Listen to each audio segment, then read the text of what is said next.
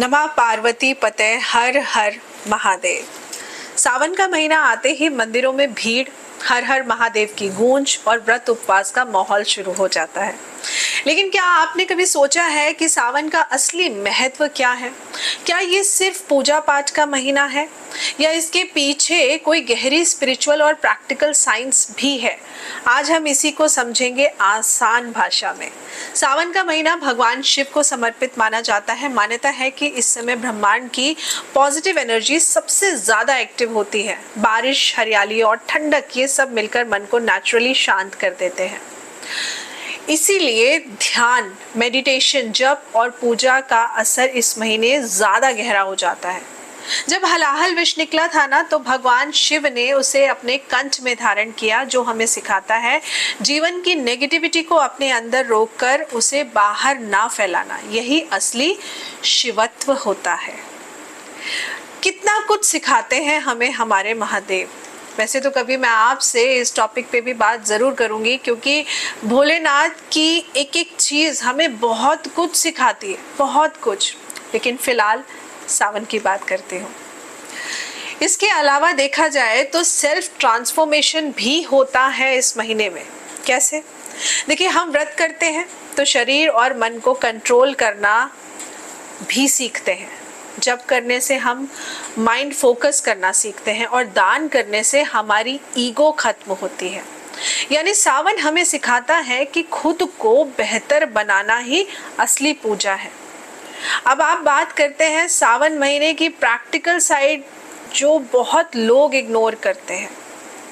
देखिए, मौसम और हेल्थ कनेक्शन की बात करें तो सावन में बारिश होती है, डाइजेशन वीक हो जाता है, इन्फेक्शंस का खतरा बढ़ जाता है। इसलिए हमारे जो एंसेस्टर्स ने हमें बहुत अच्छी बात सिखाई, वो ये कि व्रत रखिए, हल्का और सात्विक खाना खाइए। इससे बॉडी डिटॉक्स होती है और इम्यूनिटी हमारी स्ट्रांग होती है। बारिश और हरियाली is equal to natural stress relief का काम करता है, जिससे हमारी मेंटल हेल्थ अच्छी होती है और हमारा माइंड बहुत काम होता है। इस समय पूजा, मंत्र और मेडिटेशन करने से हमारी एंजाइटी कम होती है, हमारा माइंड स्टेबल होता है। अब कुछ लोग पूछेंगे कि कावड़ यात्रा का साइंस से क्या लेना देना? देखिए, लाखों लोग पैदल गंगा जल लाते हैं और शिवलिंग पर जल चढ़ाते हैं। प्रैक्टिकली एंगल की बात करें तो जैसा कि हम सब जानते हैं कि वॉक करना एक बेस्ट एक्सरसाइज मानी जाती है। डिसिप्लिन और डिवोशन हमारी मेंटल स्ट्रेंथ को बढ़ाता है, और मैं ये भी कह सकती हूँ कि ये एक तरह से लाइफस्टाइल को रीसेट करने का मंत्र भी होता है। कैसे होता है? देखिए, सावन के महीने को बेसिकली एक नेचुरल रीसेट बटन की तरह मानते हैं।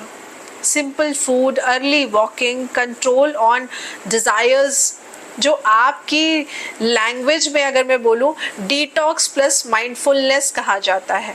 अगर आप सच में सावन का फ़ायदा लेना चाहते हैं तो ये कुछ चीज़ जो मैं आपको बता रही हूँ ज़रूर करिए। हर दिन या सोमवार को शिवलिंग पर जल ज़रूर चढ़ाइए।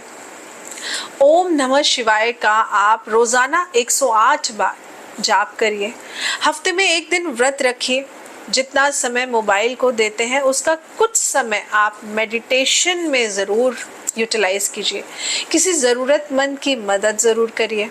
और याद रखिए, सिर्फ पूजा नहीं, बिहेवियर चेंज ही असली भक्ति होती है। तो अब आपको समझ में आ गया होगा कि सावन सिर्फ एक धार्मिक महीना नहीं है, बल्कि ये एक complete spiritual plus practical transformation package है हम सब के लिए। अगर आप इस सावन में खुद को बदल पाएं तो यही आपकी सबसे बड़ी पूजा होगी। हर हर महादेव।